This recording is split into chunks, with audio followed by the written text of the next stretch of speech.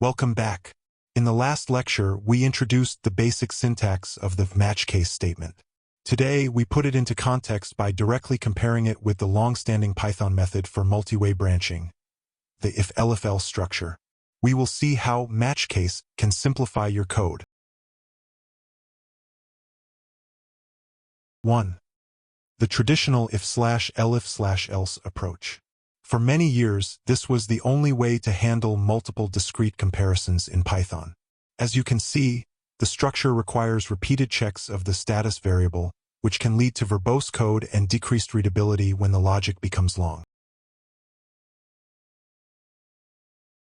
2. The match case equivalent. Notice how much cleaner the logic is here. The expression to be checked, which is the status variable, is stated once at the top with match status. The code then clearly lists the possible cases. This clearly isolates the different logical paths, making the intent immediately obvious and the code easier to maintain.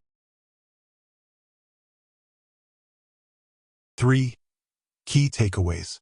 While if-elif-else can handle any condition, match case is specifically designed for structural pattern matching. It offers better readability for simple value-to-action mapping.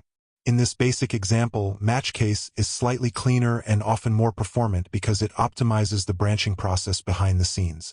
However, remember that for complex conditional logic involving range checks or Boolean operations, if-elif-else might still be the appropriate tool.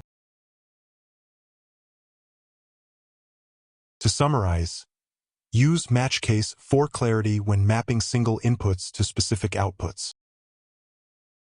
Our next lecture 32.03, Syntax. See you there.